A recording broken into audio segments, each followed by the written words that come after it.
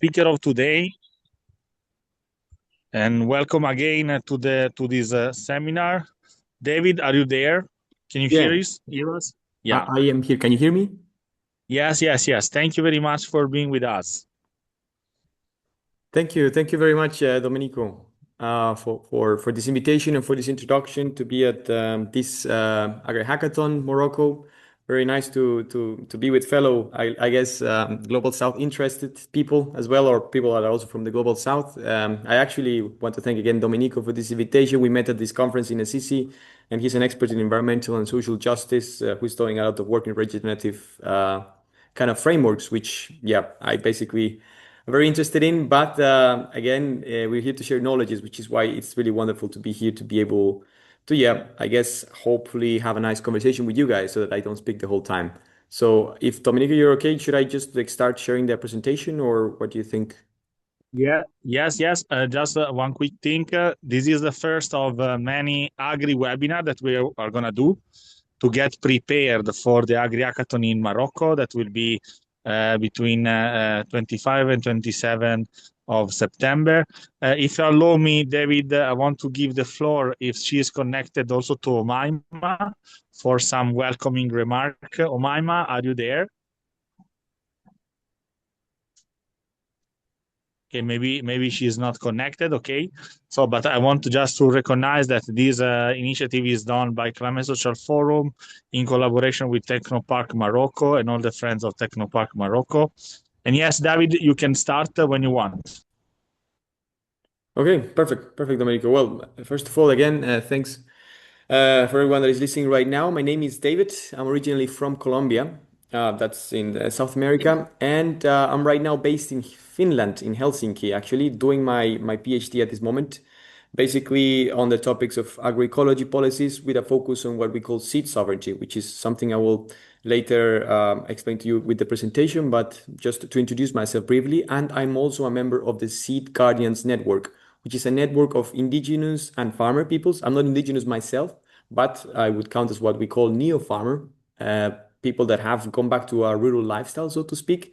And we have a network basically that is basically made to conserve what we call agrobiodiversity. That is traditional and native seeds that can help promote biodiversity in the ecosystems that we live in, which are highly biodiverse. But yeah, that was just to give you a small context. I'm gonna now quickly share my presentation.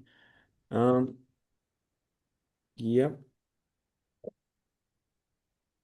So, a second. I don't know if you can see. Trying to start a presentation there.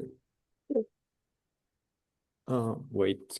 Can you see the presentation there?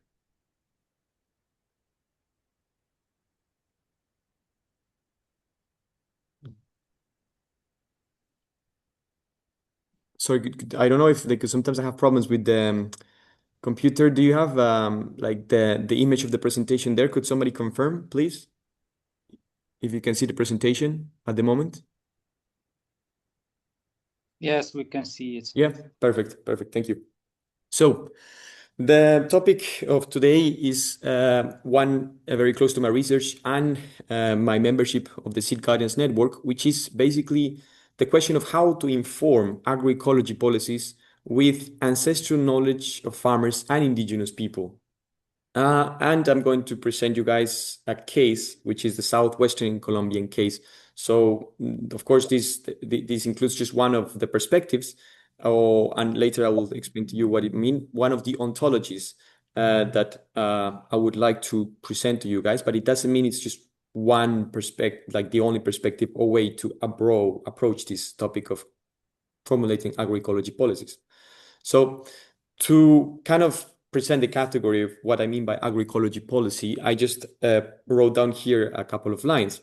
So the broad main idea of agroecology as a concept is to include ecological principles in agriculture. And I take this on two major theorists of agroecology, which is Miguel Altieri and Sandra Nichols, based in the University of California, Berkeley, mostly. And yeah, basically they have been theorists of agroecology since more than 25, 30, perhaps even 35 years ago. And yeah, basically they have been trying to explain how this not just framework has become also a movement worldwide of people that want to do an agriculture that is not only respectful but promotes ecological principles. So I took this picture on the right hand side that you can see by one of the approaches to these type of policies, and I will later explain it. But just to keep going with the line of argumentation, I'm going to mention this an important concept that will be fundamental across the webinar, which is seed sovereignty. And that this is a concept that is basically connected to food sovereignty and then to agroecology.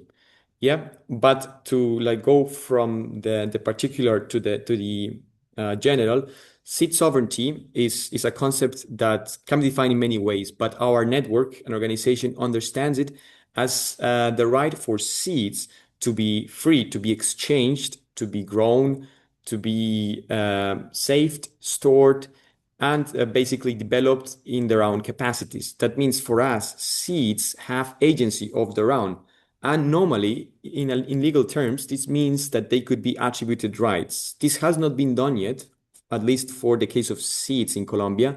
But there are other examples where, for example, elements of nature have acquired legal rights. So they have become subject of rights, such as, for example, a river in Colombia called the Atrato River in 2016 became a subject of rights. That means if the rights of the river are violated, people could actually sue the violator of these rights. So this is something that we want to achieve, hopefully, through agroecology policies. But this is connected to food sovereignty because, as you know, if we have a freedom to grow and to exchange seeds, then we also have a freedom to basically nurture ourselves and acquire a food autonomy, what we called. And this is important because then for agroecology, the idea is to create a system not just based on something technical, but also a whole social, economic, political, and environmental system that understands this whole thing as a whole. So that is also a little bit what agroecology means, to understand environmental problems, not just from an environmental perspective, but also a socio-economic, political, and even cultural perspective.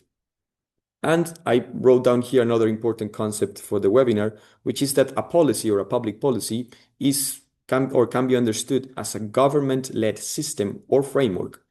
And this precisely is linked to another concept, which is governance. It's how do we manage to govern ourselves, so to speak. This will become useful later, but these are three concepts that I would like to introduce you guys to so that it makes sense what I'm going to tell you later.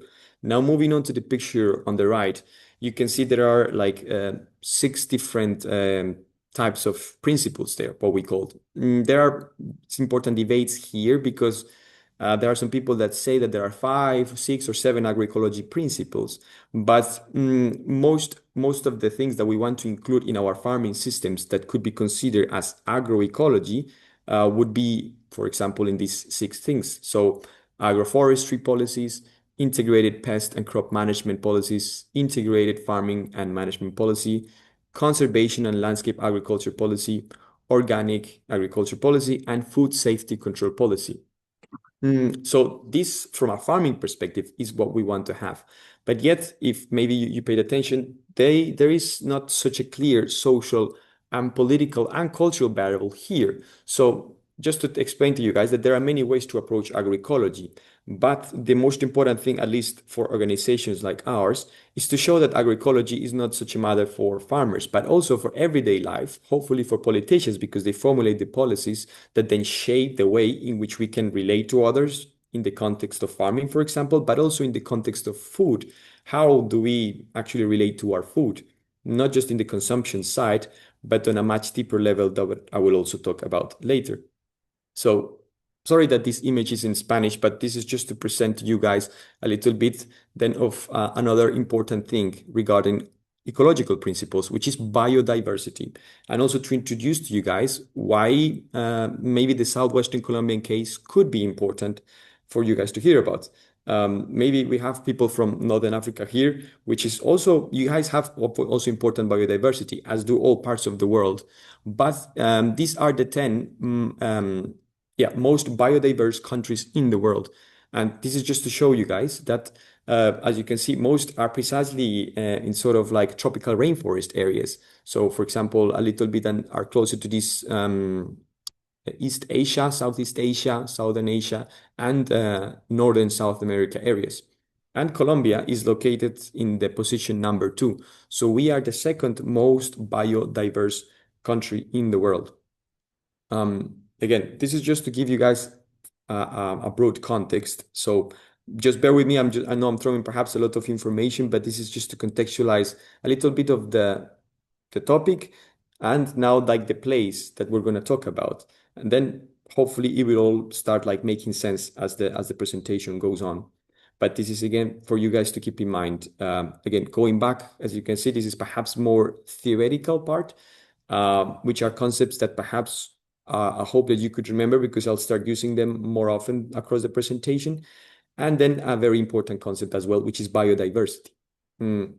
Now, talking about more specifically Southwestern Colombia, which I already know that Colombia is the second most biodiverse country in the world.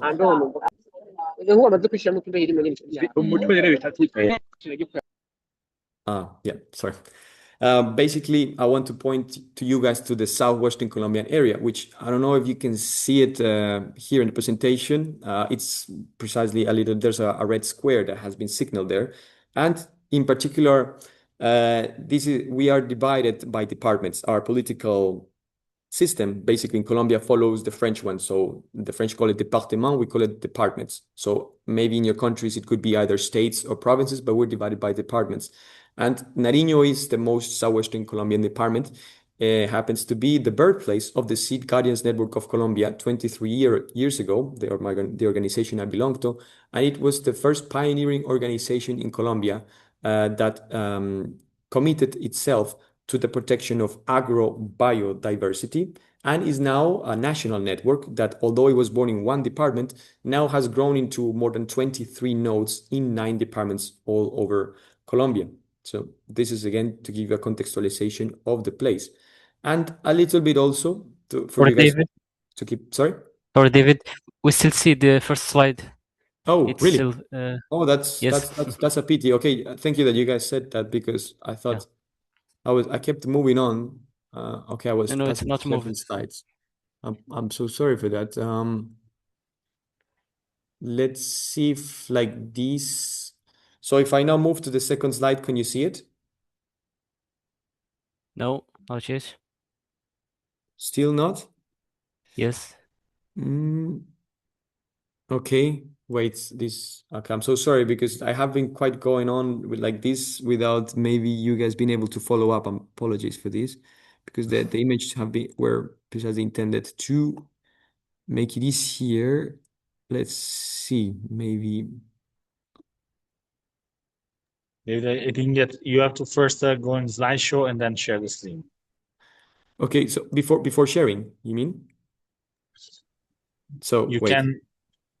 you can share when you are already in a slideshow, and so you can share the full slides. Okay. So wait, I am trying here. If you can activate the presentation mode in the PowerPoint, it will be good also. Yeah, right now in presentation mode. Let's see if maybe would this work? Do you see it? Okay, it's good. Yeah. Now you see it? Now you see it? Yes. Yeah. Okay. Nice. So there, for example, does it change? Yes, it changed. Yeah. Thank you. Okay, excellent. Thank you, and apologies for this. I'm so sorry that I kept on going. But here you can see what I've been talking about. So this is the concept of agroecology policy, the 6 principles I mentioned there. To be honest, I wouldn't say it's just that important. It's just to like kind of give you guys a broad context. But I would like you guys to remain hopefully with the concept of seed sovereignty and governance.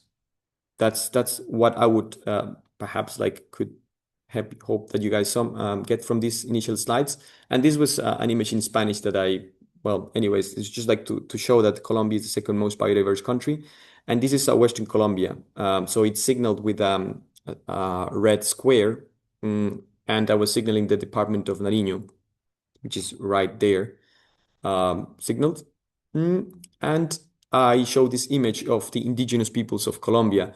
There's sort of a statistic that, well, it changes, depends on the source, but it is said that we have over 120 indigenous peoples living in the country. And you can see they're really widespread, like they are everywhere. And actually they happen to protect more than 65% of mega biodiverse ecosystems. So the location of their territories are located in these mega biodiverse parts mostly. So actually in population, the indigenous peoples are more or less like 5%, but they protect 65% of the mega biodiverse ecosystems. So it's a huge difference in terms of proportion. I just wanted to show here you even more precisely southwestern Colombia, just to show you that we have even like high biodiversity in our department because we have all the climate floors. So we have the Andean ecosystem. That's why it's like sort of, if you can see the colors that are like red, sort of yellow and orange, it's because it's the Andes mountain range, and it can get up to more or less 5,300 meters above sea level. Then right next to it, it's the beginning of the Amazon jungle. And then to the left, where it becomes green, that's basically plains and then the coastal region. So basically, this mix allows us to precisely acquire this biodiversity, in particular in this department, but more specifically, the Andean Amazon ecosystem on the right-hand side. I don't know if you can see the letters. There is this Pasto is the capital. That's why it's signaled there in bold letters. But right on the right-hand side, that is not colored, that's the beginning of the Amazon jungle. So all of basically these right-hand side parts of Colombia are considered transition ecosystem, which are by definition mega biodiverse because they contain both biodiversity from Andean ecosystem and from Amazon ecosystem. So based now, just to like jump a little bit, now on the, for example, socioeconomics of this department. These are the statistics, just to mention you a few. The estimated population of the department is 1.8 million, 51% women, 49% men, so could say more or less balanced. And 56% of the people live in rural areas, while 44% live in urban areas. That's a bit different to the trend in the rest of the country, because in the rest of the country, the trend is on average 80% urban areas and 20% rural areas. So this department is like a few others, particular in the sense that it still remains mainly rural.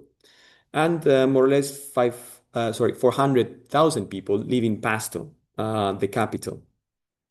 And the total cultivated areas is 57,000 hectares, and 32,000 of those hectares are on coffee. So it's a strongly coffee producing department. Actually, it has won world prizes for its quality. For example, like in 2010, 2012, coffee small holders of Nariño won national prizes for the best quality coffee in the world. So it's also not just very fertile, but turns out to be really good for particular tastes of coffee.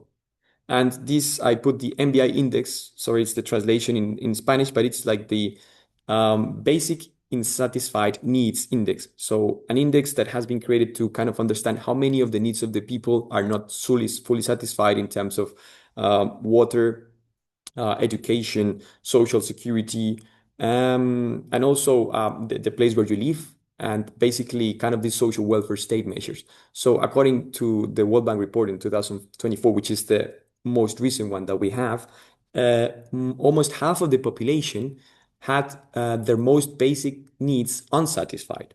So in spite of being very rich, as I have as you can see down in the last line, having a GDP of 5.3 billion USD, which is of course nothing compared to many other departments, but still is considerable money. Still half of the population lives with basic unsatisfied needs. So this is just to tell you part of the things that our department has.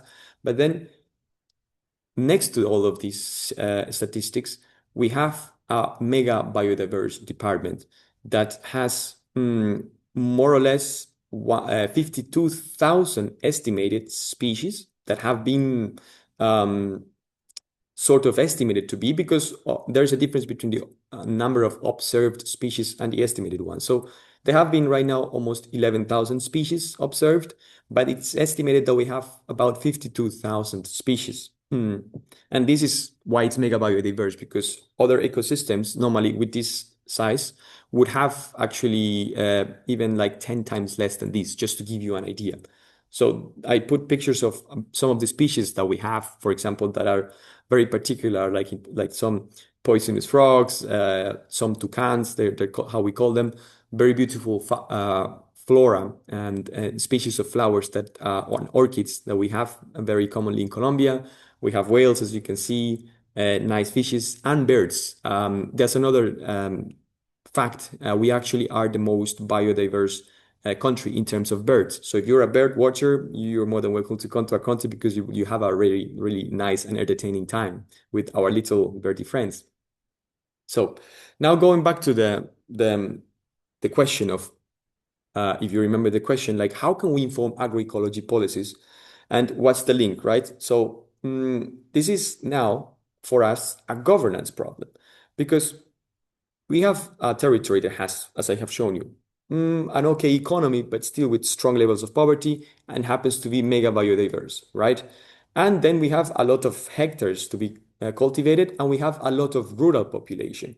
And this rural population, as evidenced by organizations like mine, but there are several other ones, has acquired an important amount of knowledges, basically what we call ancestral knowledges. This is a category that matters, but in the sense of its connection to, again, the concept of seed sovereignty. Because for us, the seed sovereignty is attached to the knowledges that our ancestors, our grandfathers, and their grandfathers have managed to obtain through the course of the centuries that they have been cultivating the land. And this has developed what we will call later an ontology, that we intend then to inform public policies so that they actually manage to protect what's important, the biodiversity. And actually we can protect this biodiversity by growing things in a not just organic way, but in a way such that we can enforce and protect and even stimulate biodiversity in all sorts of terms through seeds. And this is why seed sovereignty is so important, because seeds are actually fundamentally linked to several ecosystemic processes, such that some seeds, for example, have evolved through millennia alongside the other elements of the ecosystem and species. And if you take one out, you take a whole network of interrelations that has been there for such a long time. So this is the knowledge of indigenous. And I have another word here in Spanish, which is hard to translate, which is campesino. It's basically a farmer that also has acquired an identity of living and seeing life because of being a farmer. So this person, the people that identify themselves as campesino, would say that the way in which they understand the purpose of life is fully influenced by the fact that they are farmers. The indigenous people would say the same, because they are indigenous, then they have a worldview, they have a vision, and then we in the academia we call this an ontology that is precisely a way to understand what life is and what life means for this person. So yeah, the local and indigenous campesino communities in southwestern Colombia right now, they express to have an inability to shape effective public policies of agroecology with a seed sovereignty focus. So this is an affirmation that our network has been, of course, trying to push forward. But through my research, actually, funded by the University of Helsinki, I made more or less 120 to 130 interviews in our territory to validate this, to show that this is true, that our farmers that have been doing farming since they were born, whose grandparents and grandparents have also had this way of life, basically are now wanting to precisely speak. And these interviews that I did, I mean, they are trying to show that it's not me, because right now it's me who's speaking, but it's the field, it is the network of interrelations in which human beings are part of, but not only, that is speaking, you know? So then we ask these questions. Through which mechanisms can this be achieved? And then an even perhaps more specific question: how can we get more political capital? And this is where we introduce the political dimension. So, as you know, we live in a society where we have created systems, and the political system is a way in which we have chosen to agree to regulate our relations, and also the way in which we basically shape our way of life. And public policies are a system through which ways of life are regulated and sort of agreed upon with the society. So it is a political thing for us to basically find ways to get the society where we live to understand our way of life, to respect it, and not to say that we have the only way of life. We just say we have one way of life, which I'll explain later. But the whole point is that we see this as a governance problem, because this is a problem of how do we govern ourselves? How do we govern our society so that all ways of life, all ontologies can be equally respected and have an equal political power, such that it is truly democratical? Because democracy is about this. Democracy means to include all points of view equally. And if one point of view is not fully considered, then it means we don't have such a democratic system. We don't have such a democratic public policy. So going back to another topic I had introduced, why do we speak about ancestral knowledges of campesinos and indigenous peoples? Based on these interviews, we basically showed that we have an emancipatory ontology in southwestern Colombia. Let me go back to this really briefly with this concept. Ontology, it could mean the study of being in a philosophical term, but also an ontology for anthropologists and for alternative development scholars means ways of life, ways of being. So if you replace this word for ways of being or ways of life, we're talking about emancipatory ways of life in southwestern Colombia. Why is it emancipatory? Because then I will show you this later, but the whole point is that these ways of life clash with a colonial past of fragmentating identities, where, for example, if you are indigenous, then your way of life is different to a person that is not indigenous, let's say a white person, which makes sense initially, but at the same time makes us forget one fundamental thing, which is that we are part of the same territory, and the same territory actually makes us be in a community that maybe we want to accept it or not, but the territory and the biodiversity of the territory already ties us to this community that maybe we want to acknowledge it or maybe we don't. But the fragmentating identities means that suddenly people feel that, okay, this part of land is mine, as if we actually owned land, or this part of the of earth is mine, and the species inside are mine, for example. And this is an identity that in our conception, that's why it's emancipatory, is not in line with the lessons from our ancestors, which means that we are the land. The land is us, and we are as well the seeds. So I have here a quote, for example, for one of our leaders, seed-saving leaders, and he says, "I am both campesino and indigenous." This is a powerful phrase because, unfortunately, in several parts of Colombia and in South America, people want to establish a distinction, and this has created a lot of divisions that have a huge price, because then we have people that actually are doing great things for the environment, but are kind of fighting each other because, for example, indigenous have access to certain rights. If you're not indigenous, you don't have access to certain rights. And then because of that, you start fighting. And then also, for example, when politics comes into the question, then you're fighting also for researchers, and you forget the most important thing, which is the ancestral connection to land. This is why then Rosa Cojoa goes on and says, there is no ancestral difference between those. She means by those campesino and indigenous.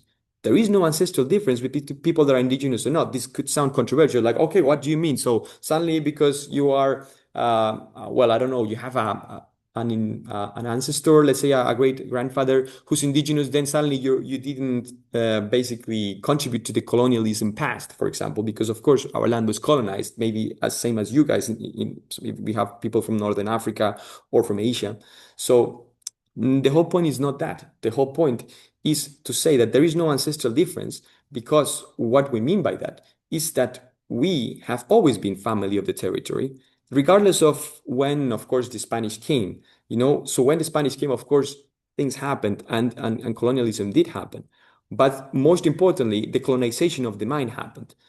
And this is why I will later explain this to answer the main question of the whole webinar. Um, mm, we now want and are expressing that the most important thing is not whether you are indigenous or not. Of course, not to say that the indigenous movement has certain claims and it should be, of course, acknowledged. And we're not saying that it's not acknowledged. And that's why we say the indigenous peoples are there, are part of our network, some of them.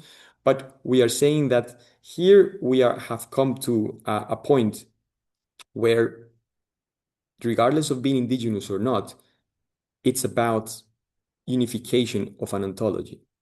And the unification of an ontology is achieved in the practicity by taking care of one element that we have had as an experience, which is seed guardians. So if you're a seed guardian, doesn't matter if you're indigenous or not, or if you're white or not. If you're a seed guardian, you have assumed an ancestral connection to the territory. And this is something spiritual. I want to use that word precisely because this is how it is used by our leaders. You have to develop this spiritual connection. And then actually, it doesn't matter whether you're white or not. Of course, yeah, maybe your ancestors did this balance. And we don't mean to say that there are a lot of land fights that are yet right now, of course, in question. And we're not saying to forget those. But right now, we are saying, okay, in the meantime, let's try to find common points as a way of reconciliation. But reconciliation precisely to take care of the family of the territory that is right now at risk. We have so many species, and so I didn't mention this, but so many of these species are in risk. Why? Because of many things, because of polluting agrochemicals, because of transgenic seeds being implemented in our territories. But it is at risk, and because it is at risk, everyone that is living in the territory needs to help. And if the help comes from people that have different identities, well, actually that's irrelevant, because if you actually help in terms of this ancestral connection, you become part of the family of the territory. So moving on then to the next part of this webinar, of this contextualization first part, I want to now move on to introduce perhaps a bit more specific concept, which is multi-level collaborative governance, which is an approach to precisely address questions of governance. And if you guys remember what I mentioned before, governance means like, how can we govern ourselves? Ways of creating mechanisms to administrate our societies or our political, social, economic, environmental, and cultural systems. So for now, it's not necessary that you guys stay with these names like multi-level and collaborative, but because it will perhaps become clear later. But yeah, what I want to say is that, okay, I have introduced you a little bit of the context, what's going on. So what is our territory in southwestern Colombia? Our seed guardians, what they have been claiming in terms of the needs, and not just of the guardians, but of the territory that we are in. And of course, we say, look, we're not saying that this is the perspective that everyone needs to understand as the only one. We're saying if anybody else has different views and says, look, I think the needs of the territories are different, that's fine. We enter into a dialogue. Yes, and that's the whole point. We want to enter into a dialogue that is precisely based on the fact that we are on the same territory and we care about the same thing. That's, of course, initially idealistic approach, but just to tell you a bit of why I have mentioned these parts. Now, you have also saw the context of the socioeconomics of the Southwestern Colombian department. It is a mainly rural department, not fully rural, but it has a considerable rural population with a strong level, you could say, of poverty measured in terms of the unsatisfied needs by the population. Not necessarily poverty in terms of spirit or in terms of knowledges or in terms of biodiversity, but it is indeed affected by a socioeconomic situation that is not so favorable. And in between, you have also people with different identities, like as I have mentioned, campesinos and indigenous peoples, and also people that don't identify as either of those. But yet, as I told you, the point for us is then to inform what we call agroecology policies. Why? Because the knowledge that our ancestors have had, we believe, and we want to say this out loud, is important to be considered as part of the policies that shape the way in which we treat our agricultural systems. And agroecology, because at least I forgot to mention this, Colombia has already created the National Agroecology Policy in 2025. So at least at the national level, it is recognized that we need agroecology policies. So we want to be part of that. And again, this is then the initial answer to this question. What do I mean by this?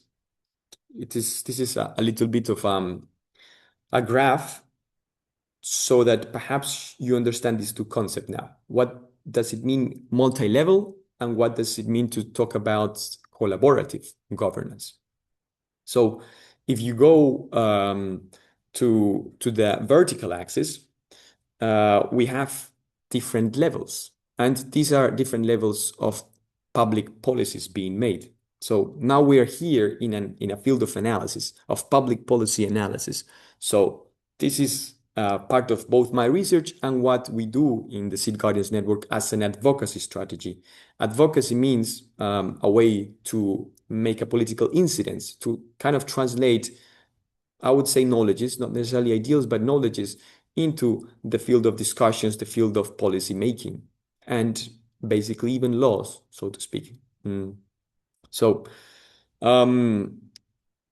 the 5 levels that you see on the y-axis are 5 levels of analysis that this framework chooses in order to analyze basically the ways in which how we could actually understand, because we need to understand first to then act, precisely to formulate a strategy that we hope could be effective. Yes, so we have local, regional, national, international, regional, and international global levels. These are examples then on the first bubbles there on the left-hand side of sort of what could be examples of these levels. So when we talk about local levels, we have the ontology of seed gardens. And what is ontology? If you guys remember, bear with me. It's ways of life. So we have local ways of life. And with these local ways of life have already been expressed to be part of local public policies. For example, in the municipal plan of Pasto, the capital of Nariño, most explicitly, for example, the one of that was 2014 and 2018. It is mentioned that our department, and more specifically Pasto, because this was a municipal plan, municipality of Pasto, has a strong agroecology component. So the ways of being of people that live their life in an agroecological way, for example, by as seed savers, by taking care of traditional native seeds, has been recognized at local levels, partially. But this is, for example, a way. Then, for example, we have regional and national levels. Same, there are regional and national policies that have sort of tried to recognize that ways of being of different inhabitants are part of the society. And they have used categories of indigenous knowledges or ancestral knowledges at these levels of policies. But then we have international regional policies. So, for example, we have organizations like our binational Colombian Ecuadorian network, or for example, in Europe, there's a network called Let's Liberate Diversity, who exercises advocacy for regional contexts like European Parliament, or for example, in our case, the Andean Community, which is a network where 4 countries belong. We want also recognition at this level, and precisely many victories have been achieved by recognizing that these regional scenarios are important. And then if you go up to the international global level, we have a set of international law or international tools that are examples of how, for example, these ways of life that are on the local levels have actually been taken into account, maybe partially, maybe in a fragmented way, maybe in a full way. There's a debate about that, but at least they have managed to influence and advocate at international global levels for several topics. So we have the UPOV 1991, which is a treaty on the variety of plants and seeds as well. This is an agreement that whether it's good or bad depends on what you see it. For us, it's not necessarily good, actually, but not to make you guys biased. This was kind of an agreement that included many people that raised their interest, both from the business sides and from some social, civil society context, in order to create this agreement in terms of like, how are we going to handle at the global level um, intellectual property law? So for the case of seeds, this means like if you register a patent for a seed, what does it mean for other countries? Like what's the framework there? So these kind of laws try to create a guidance there. Some countries have adopted it, some countries have not. So it depends on how the country has related to the law. But for example, I also wrote down the Convention of Biological Diversity that if a country adopts this, then it means the country acquires also certain duties that then it would be required to implement at national level, then regional and local. So, and then, for example, I put other declarations of the United Nations. So the United Nations Declaration on the Rights of Indigenous Peoples and on the rights of peasants, one in 2007 and one in 2018. I wrote specifically, for example, from the one in 2018, Articles 15 and 19, because they strictly speak about food sovereignty and the right to collect and save seeds. So this was a major victory that was achieved by a huge work, for example, that came from organizations like La Via Campesina, and other ones that have been advocating for the right to protect our seeds and to protect basically our ecosystems from, for example, threats, as I have mentioned before. Although it's a different topic, but I want to mention this briefly. For example, transgenic seeds and genetically edited seeds, according to studies like I mentioned from these authors, Miguel Altieri and Sandra Nichols, have been shown to create, for example, superbacteria, have been shown to create problems with the soil biota, to create soil erosion, and also to affect the interrelations of species, which, by the way, is still a completely unexplored terrain, because then the genetic relation between the code of the DNA of a seed and the DNA of other plants and animals in the same ecosystem is so complex that it's almost that this is the reason why in Europe they have adopted a precautionary principle, which means because we are so ignorant about the negative consequences of this, we choose not to have it, because basically until we know that the negative consequences are not so big, then we could perhaps adopt it. But in the meantime, sorry, I just saw the message. I have really briefly, like 5 minutes. So basically, yes, this is just to show you guys that all of these levels are interacting, right? And our public policies for agroecology need to understand these levels of interactions that happen up and down. And basically, the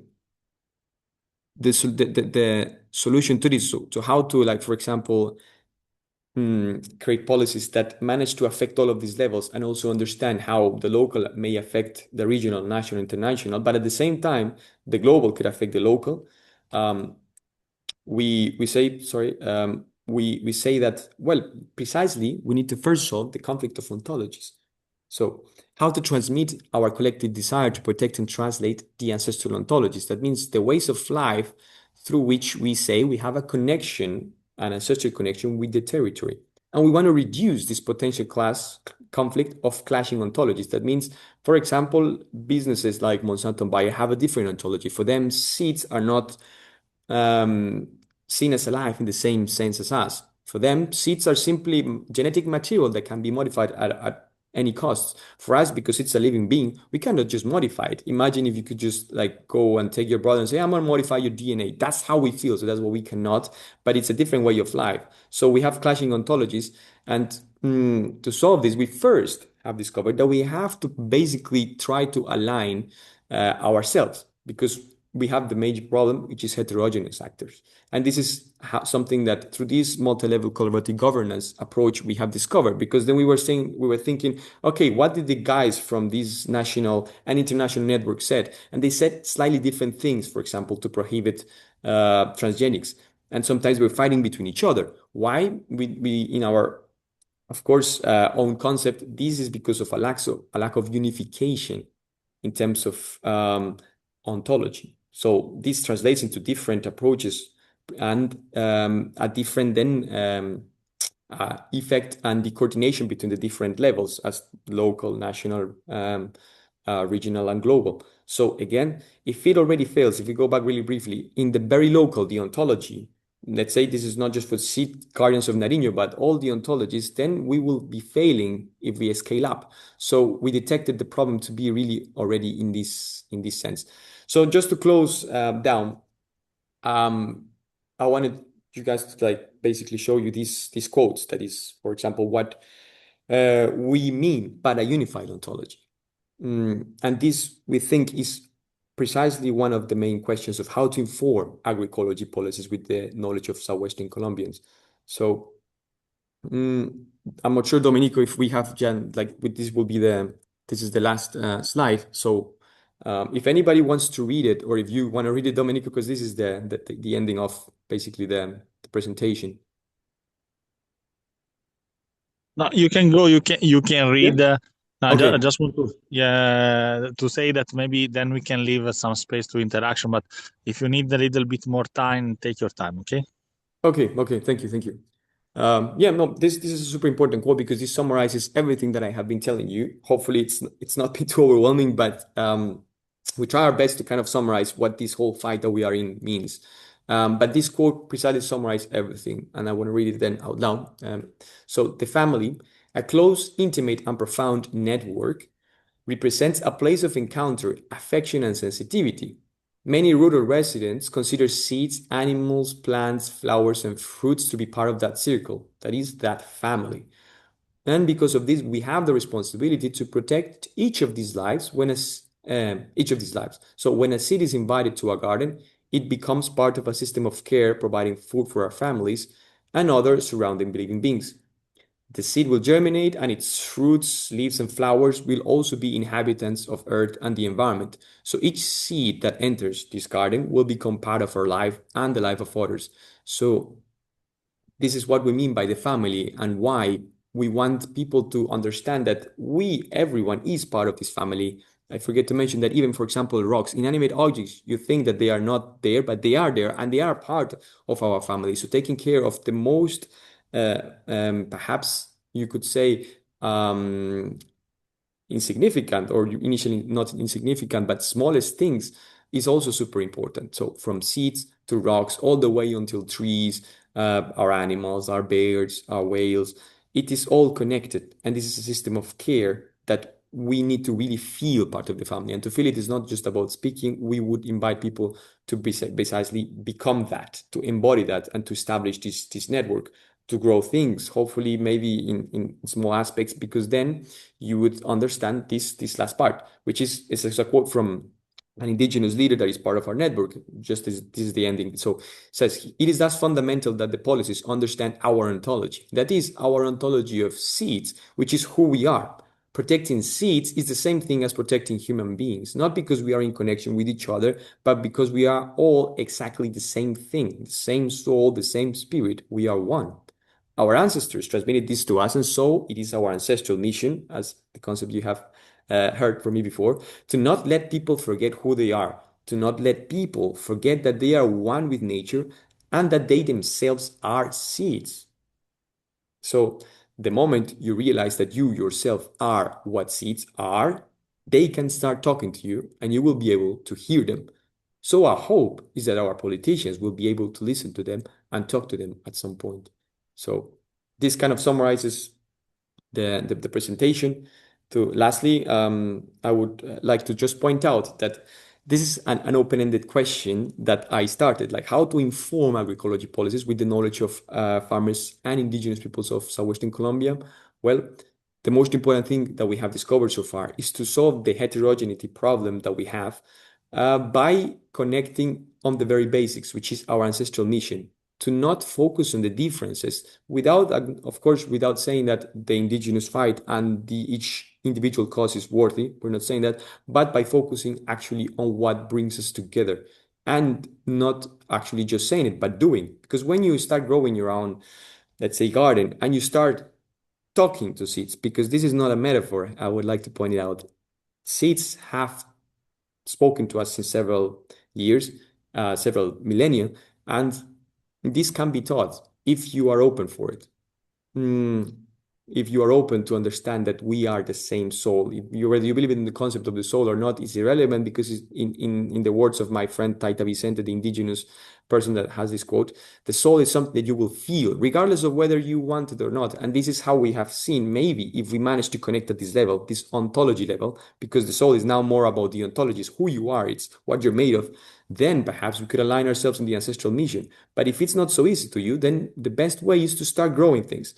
Have the seeds talk to you, and then you'll realize what we mean by family, which is not just one way of life. It means many families, but the same now concept of the soul is there. And if you unify that, then we can precisely start making an incidence in all of these levels that I told you about. So this is just one part of a very important thing about public policies that we need right now, because the problem with public policies right now, we say, is that we don't see a unification of the global agroecology movement. There are some, of course, that have been done a lot, and we are thankful to them and we are friends with them.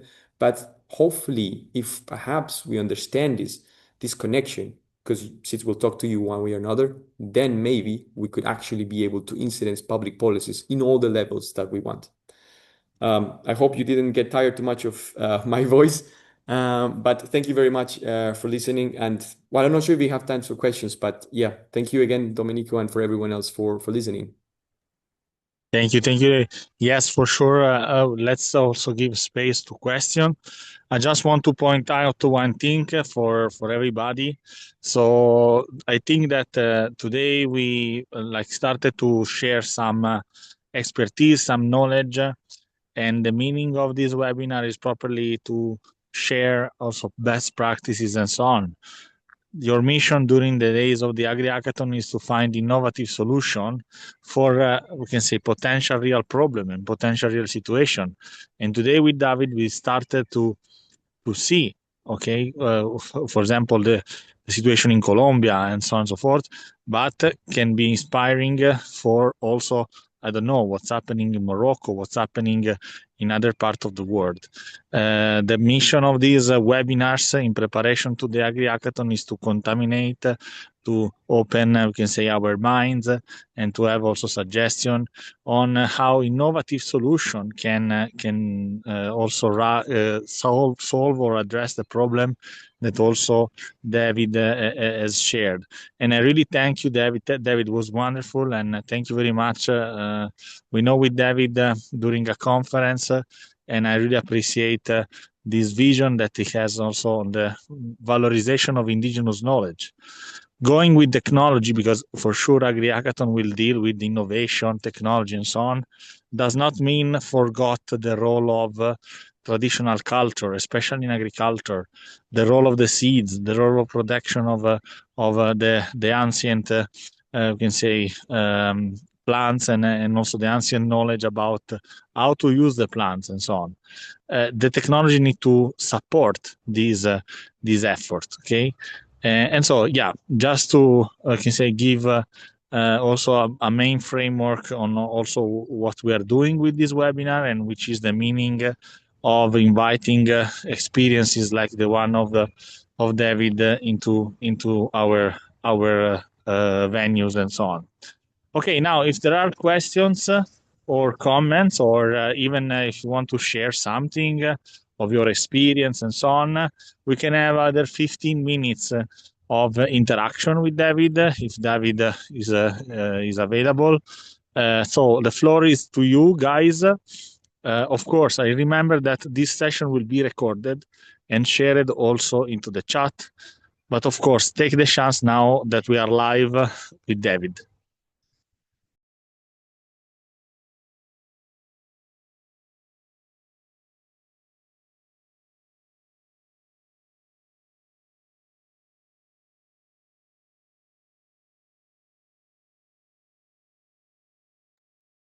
Maybe, David, I will start to ask one question, and thank you also, Priyabata, for the comment in the chat. So, properly in the mood of the AgriHackathon, how do you think, for example, that new technology cannot be competitive, but instead can help to support, for example, the knowledge of seeds, or the the conservation of this knowledge. When I talk about new technologies, I think also, I don't know, IT technologies or any other possibilities that the good way to use the technical skills can support that. Oh, thank you, Domenico, for the question. Very good one and very updated one, because I think, again, from personal perspective, technology can, of course, be useful, and as well as a double-edged weapon, as we all know. But I mean, yeah, we're definitely with our network, we're not against technology. Matter of fact, actually, we are right now exploring, for example, a platform that we're developing, an open source platform to systematize the things that we have been doing in the different nodes and different departments. This has been a bit challenging, but we thought that through this platform, perhaps we could connect more, because I'm sorry if I forget this, because it was not the center to speak about my organization, but our organization has something like 250 activist leaders, but it could extend perhaps to a few thousand members that are connected directly or somehow indirectly to the network, and thereby to coordinate like these people in different parts is hard. So technology could definitely provide ways of coordinating here. Even, for example, like to now talking, I'm not an expert in farming. Like I'm a neo farmer, so as I mentioned to you guys, like I don't work the farm every day, but when I go back to Colombia, I try to be there for the farm of my family. And I have seen, for example, that there are tools that could help us with the traceability. For example, for coffee, there are also systems that measure the quality of was it also the air, the soil, and the climate, and how it affects, for example, the quality of coffee. So technology can help us for this, for example. But then the question is, what do you want that for? And this is, again, maybe I would go back to the final, perhaps I would say, question, because I wouldn't say we provide an answer, but the question, like, how can we actually inform the policy, or how can we, in this case, like, create technology that actually helps what we want? Well, we first have to ask, like, why are we doing farming in the first place? What do we want? What makes us happy? What is it that we want out of life? What do you think is the purpose of our lives? And then based on that, once we all agree, let's say, okay, we actually want to have a good life. Once we define what a good life is, and we say that this is the food that we, of course, want to produce, and how much food, then we also agree, then the technology could follow up and in basically helping us reach those goals. But that's precisely then the whole point. How can we actually understand and align the goals, not just as one species, but all the species, you know? And in this case, the ontology or the spiritual dimension is fundamental, because it is the way and the mechanism through which we can actually understand and connect with plants, with trees, and with basically all the elements that are part of the ecosystem, not as a metaphor, but actually in real terms. And this is something that I guess maybe it's easier for us in the global south to understand, with people that have had, for example, connection with ancestral knowledges. But yeah, actually, I just read one question asked by Priyabrata. Sorry if I'm mispronouncing your name. It says, can you explain gene bank concept not adopted properly worldwide? For example, so then I'm not sure if you mean by this like what does it mean to have a seed bank, for example. I don't know if you guys have heard about Svalbard. Um, well, basically that's the most famous seed bank in the world, which is basically a vault that has been created to conserve like thousands and thousands of seeds. Some are commercial. That means they have been partially modified or have been crossed in order to satisfy human needs. Other ones are native and traditional. That means they have not been altered in order to satisfy specifically human needs. I mean, of course, human needs can be taken into account by the processes of agroecology, but it's not just human needs that are part of it. So I'm not sure if that's what you mean, but if that's what you mean, the thing is that so it has been accepted that the genetic material of seeds is worth preserving, which is a good thing. But then, for example, I'm going to mention the case of New Zealand. In New Zealand, for example, some companies that are biotechnological companies establish patents on the development of plants that were native there, which is the taonga plant. if I remember the name correctly. And then what these companies did was basically establish patents on this. They took this plant that is native, they actually took it overseas, and they said, look, we're going to make this useful for needs of the market or needs of our clients. We're going to modify it and we're going to patent it. And because it was not made inside of New Zealand, this extraction of germplasm, that means the material of the seed, then it was allowed. And then it was, said that, okay, you can do it. The problem is that for us as a seed saver, it means you have been basically harming not just the seed, first of all, but also what is around the seed, which is us, the communities that have been preserving this, because in terms of not human needs, but nature needs. And you have now have the backing up of the global international system. So this is a problem for us because, for example, the seed vault in Svalbard is accepted, of course, by the global international system and it exists there, but because it does not challenge any business interest. But when we say to these companies, hey guys, we think that by developing these new patents, by developing these new varieties and genetically modified varieties, you guys have affected, you are stealing from nature and you're creating something that you guys don't really know what's going to happen. So please, basically, before doing that, you have to understand, even ask permission. And of course, you're not going to get it, but at least we would like you to understand what we mean. So when this doesn't happen, this is where the clash of ontologies happen. And this is why we need to make policies, not just at local, but national, regional, and then global levels, because now this is a global fight. I'm not sure if this makes sense, but hopefully this maybe explains those concepts. Thank you very much, David. And thank you, Priyabata, for the question. I don't know if there are other questions.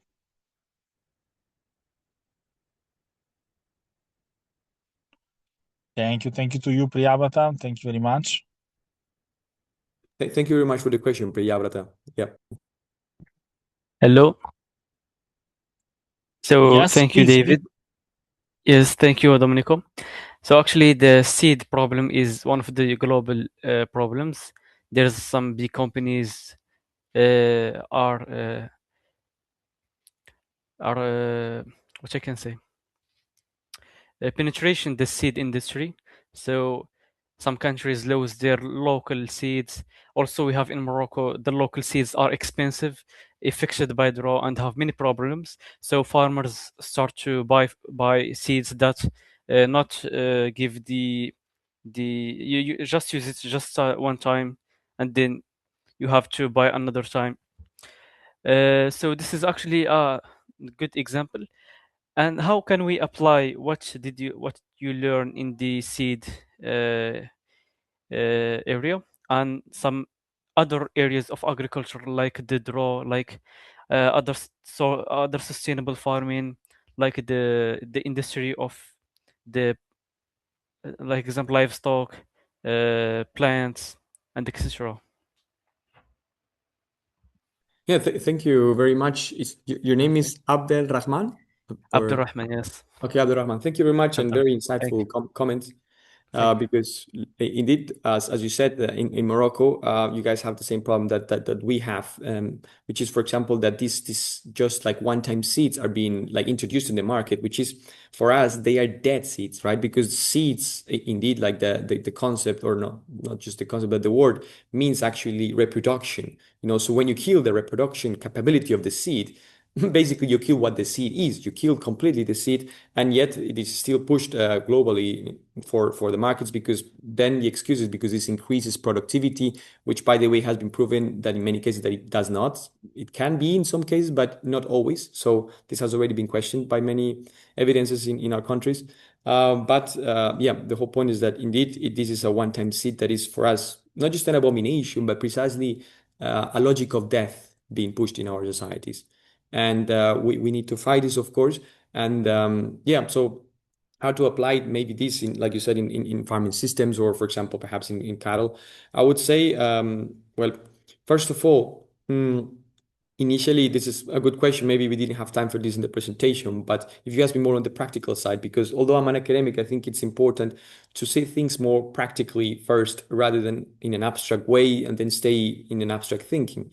So if, for example, or one day you as a person, because I'll explain how this connected then to farming systems and then perhaps or different applications of these industries.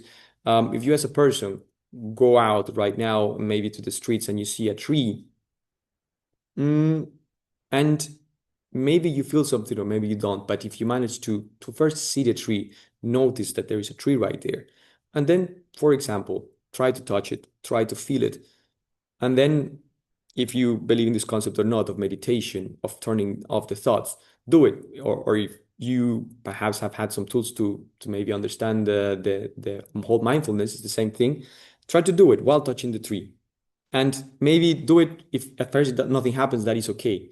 But do it maybe for 1 minute. Next day, do it again. Go to the same tree, do it for 2 minutes or do it for 3 minutes until you feel something. This is how the indigenous elders taught us. But I was born with this because my father always took us like when we were very little and did this. For example, you don't need to do this with a tree. You can do it with a plant. You can even do it by feeling the ecosystem, just being there, closing your eyes or having your eyes open.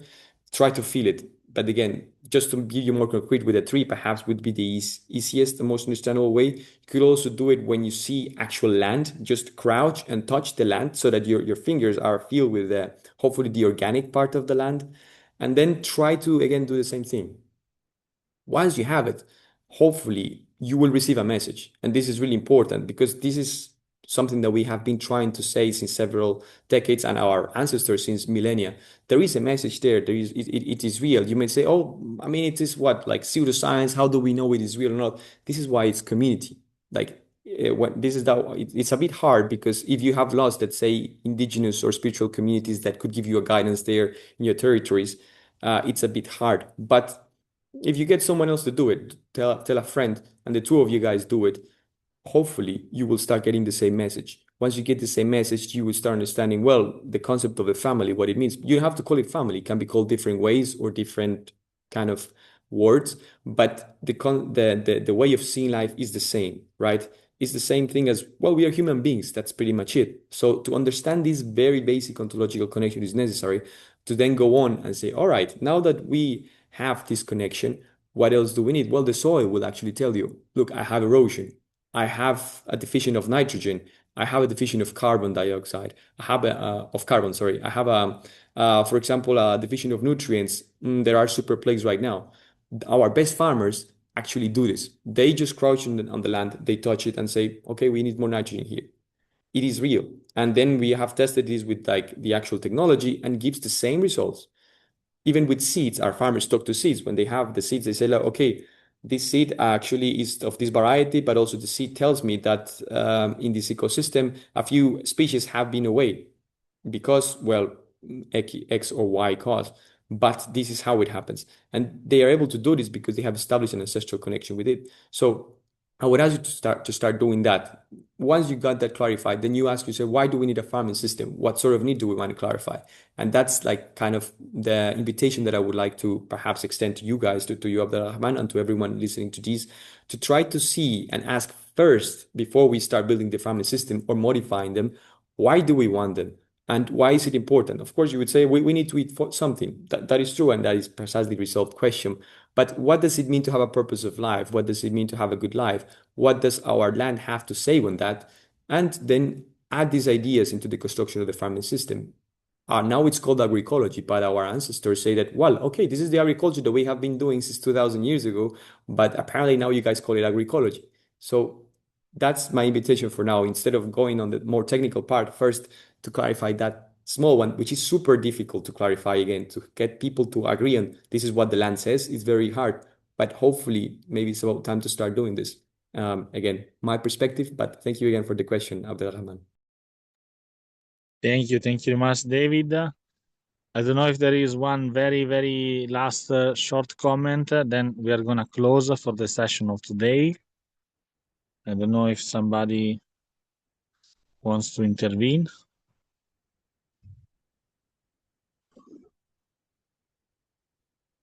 If not, David, it's been really a great pleasure, and thank you very much for accepting our invitation and for sharing with us your knowledge, and also your work, because I think that you are doing an amazing work in Colombia, and really I hope that we can stay in touch and collaborate more on that.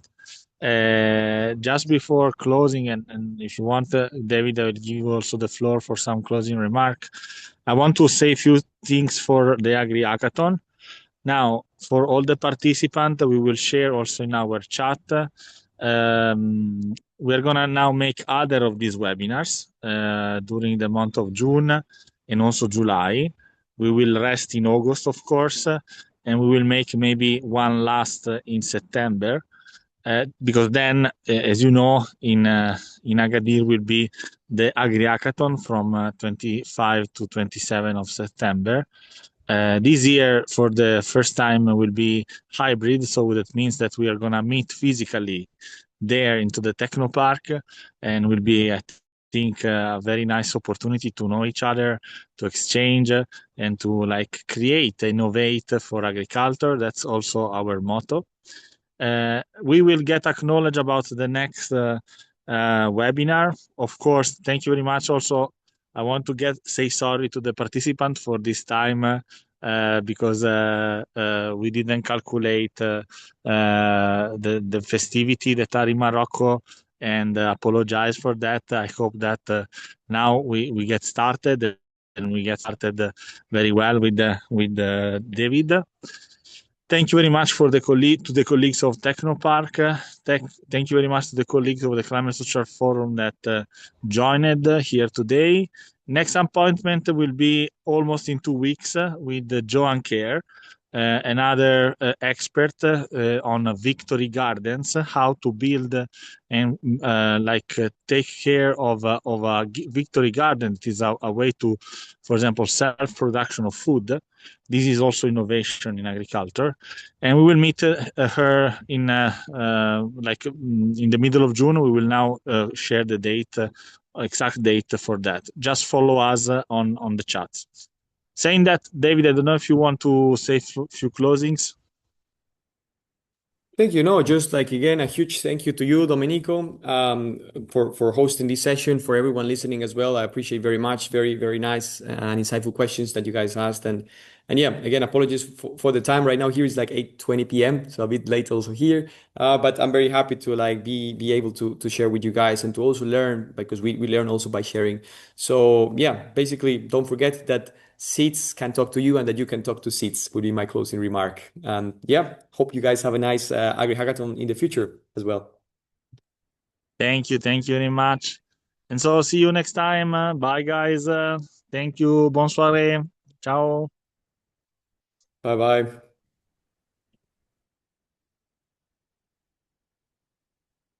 Thank you.